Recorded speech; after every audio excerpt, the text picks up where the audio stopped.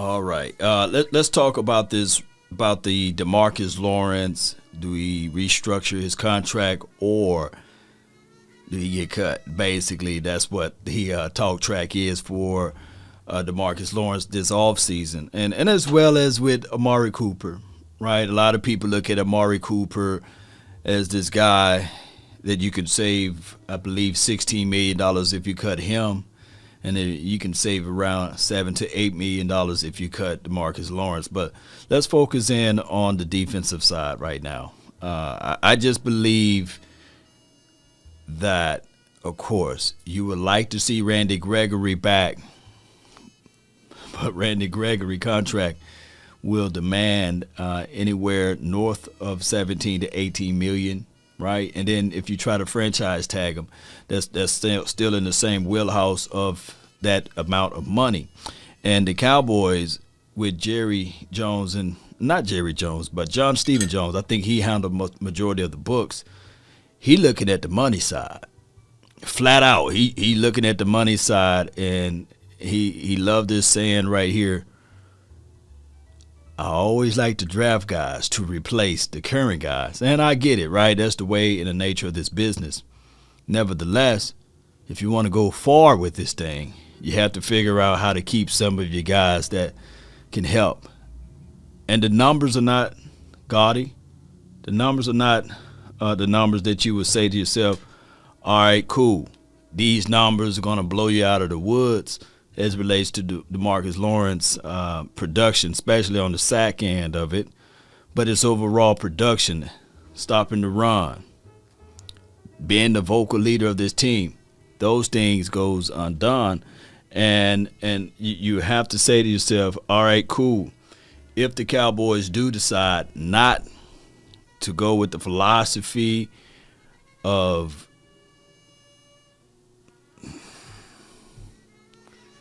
letting this man take the pay cut and just go ahead and cut him and saying, okay, well, we got $7 to $8 million to push towards Randy Gregory, and then we can look at Golston as the replacement.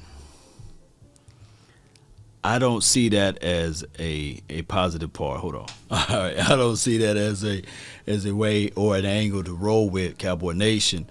Now, granted, if the Cowboys are smart, and I think they are very, very smart with their way they handle some of the personnel, I just don't think that they will and deal pretty good. But if the Cowboys are smart with it, then they will figure out a way, flat out figure out a way to do these things right here. Build around Micah Parsons. Build around Trayvon Diggs. Those are the two on the defensive side.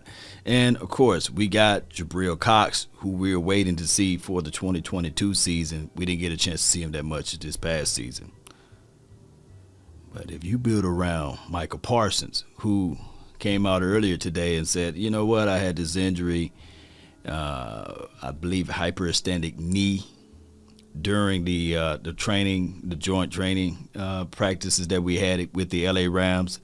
And we didn't hear a word of it until now, right?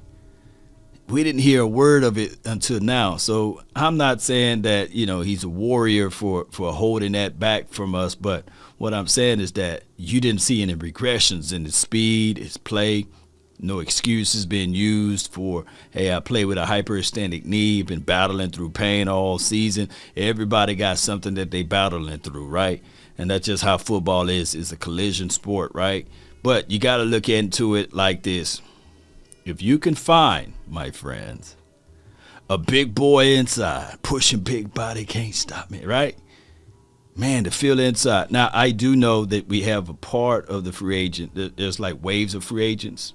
You got a free agent list that you have right before the draft. Then you have the free agent list pretty much after the draft.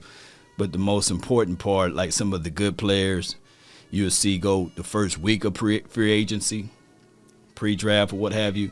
But this is the thing. The Cowboys can literally change a lot if you go grab a Jaron Reed, right? He's on the free agent list, I believe. You go grab a guy that's solid and solidified as a interior rush and an interior threat Now, shout out to Carlos Watkins for what he did. I don't know if you bring him back for a cup of coffee. Shout out to Brent Urban. But we talking about a guy that is going to help everyone eat. Now, I do like Osa, second year, he'd probably be even better than what he did last season. He hit the rookie wall a little bit. But I'm looking at it, and shout out to Neville Gallimore. I think Tristan Hill, he may be gone. We don't know about that part of it. But I come here to tell y'all, beautiful people, that if you start putting things around my boy, my guy, Michael Parsons, then he can fly around freely. Now, I do know that there's a strong battle cry for him to play on the edge, but I still like the ideology that you can put him anywhere, shoot through the A gap, shoot through the B gap, blitz him off the edge. I like that element of surprise. I do. And I think that the Cowboys should not paint this man into a corner and say, okay, we only want you to play as the edge, on the edge guy. You keep, that's one of the reasons why you figure out this plan of restructuring DeMarcus Lawrence, just juxtaposed to cutting a man. You restructure DeMarcus Lawrence, right? And you figure out a plan to work with Randy Gregory and say, Randy, I know you want the money. I know you want those big bags. We get it. We all love money, but let's figure this thing out. Let's work this thing out for the greater good, right?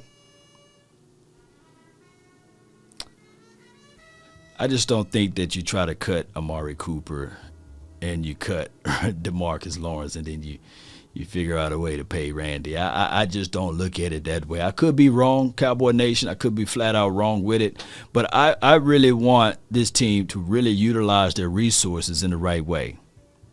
And as far as Trayvon Diggs, let's find a safety for him.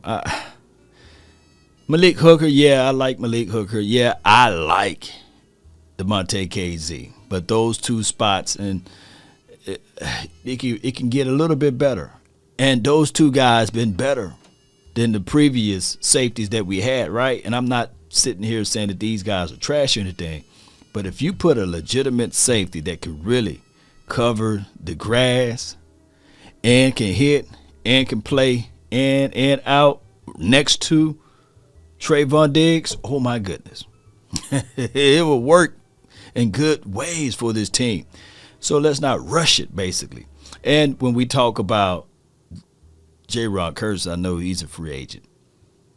Figure out a way to pay this man and see what his contract would look like, right? I don't think that he's asking for the moon and the sun. I don't think he is. But if he is, then let him walk, right? Let him test the market. Maybe he'll come back. Maybe he'll come back cheaper. But Cowboy Nation, let's not cut DeMarcus Lawrence. Let's not cut Amari Cooper. Come on, Jerry Wayne Jones. And come on, John Stephen Jones. Let's get this thing going the best way possible. That's been my time. I really thank you all for yours. And remember, you're listening to nothing but the best. Go Cowboys. Let's go.